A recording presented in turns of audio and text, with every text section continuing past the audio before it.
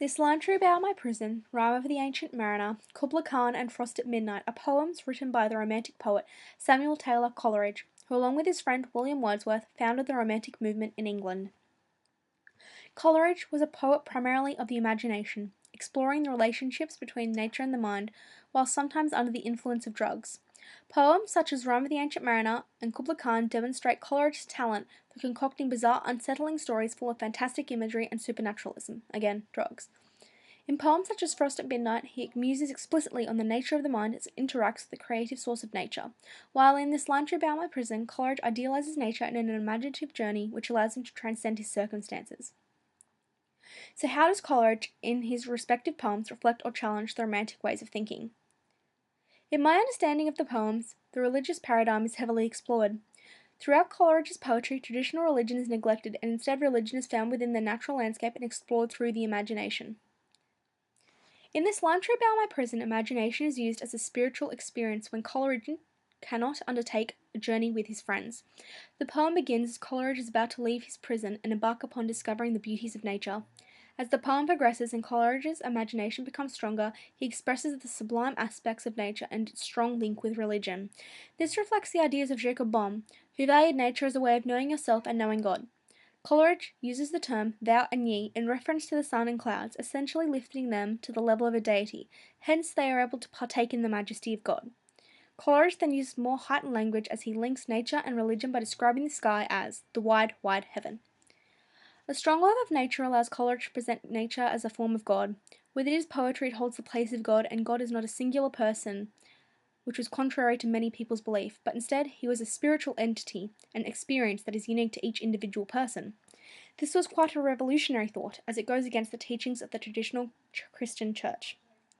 Furthermore, the type of religion explored is very ambiguous, and it could be traditional Christianity or paganism. Kubla Khan, for example, explores this ambiguity, as evident in the line, "Weave a circle round him thrice, and close your eyes with holy dread, for he on honey dew hath fed, and drunk the milk of paradise." This is very unclear as to whether he is talking about a Christian, thrice equals Holy Trinity, or pagan religion, honeydew was the nectar of the gods.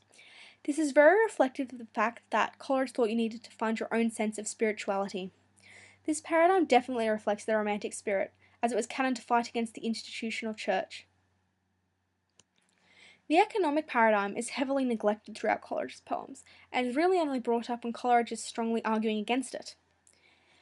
In Frost at Midnight, Coleridge is delighted that his son Hartley will grow up in the rural countryside and learn from nature as it is, the great universal teacher, which contrasted heavily to himself as he grew up in the urban landscape of the industrial city.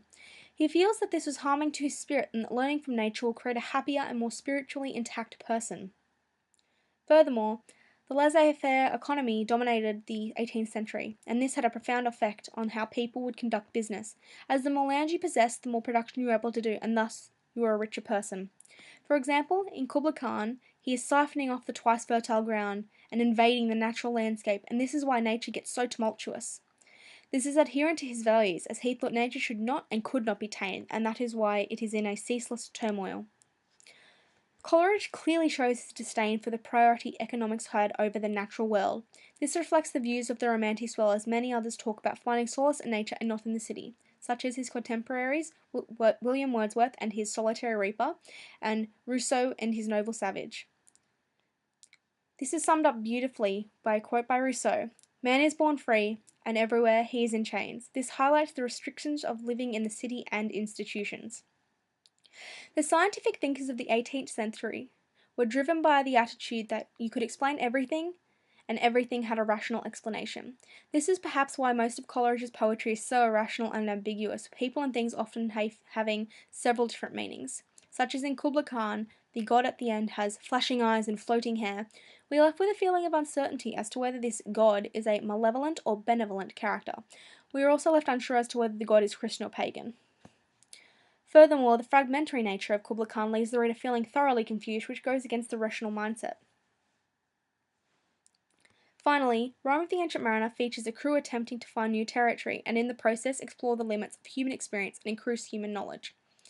This is a symbolic rejection of the Enlightenment which preceded the Romantic movement, where people tried to explain everything, including nature, and so Coleridge is basically bitch-slapping the scientific minds in this poem and creates the most strange and unsettling imagery such as slimy creatures, ghosts, spirits, which obviously could not be explained by their current scientific means.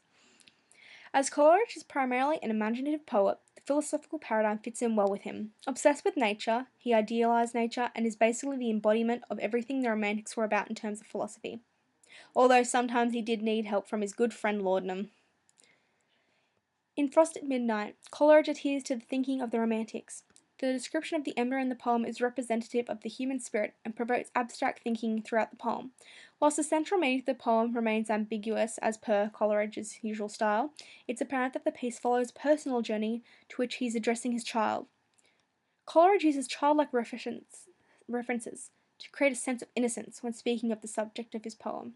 He describes, whose puny flaps make a toy of thought, in leading up to his direct "Dear babe, that sleeps cradled by my side." Coleridge's capitalization of the word thought is significant in depicting the prominence it served to the Romantics, in particular French philosopher Diderot, who pioneered the need to think individually.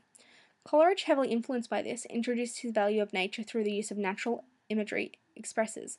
For I was reared in the great city pent, mid cloisters dim, and saw naught lovely but the sky and stars. But thou, my babe, shalt wander, like a breeze, by lakes and sandy shores, beneath the crags of ancient mountain, and beneath the cloud. It is evident here the passion Coleridge has for nature, and this ultimately enables the reader to truly understand the passion and desire he has in connecting with nature. In Rime of the Ancient Mariner, Coleridge symbolises the ceaseless pursuit of reason under Enlightenment ideals as men attempting to further explore the globe. Coleridge is critical of this, as it is represented by the senseless murder of the albatross. Its death is representative of the senseless destruction of nature through the Industrial Revolution, which left the earth bare and barren. In revenge for this cruelty, the mariner and his crew are pursued from the land of mist and snow by a spirit, and the mariner is ultimately left alone under the scrutiny of the star-dogged moon. This alignment of natural and supernatural forces highlights the spirituality that the Romantics derived from nature.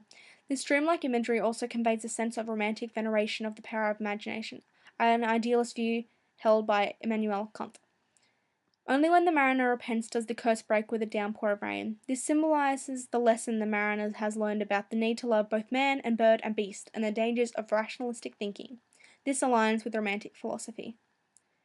Thank you for watching. I hope you found this video to be helpful for your HSC. Good luck.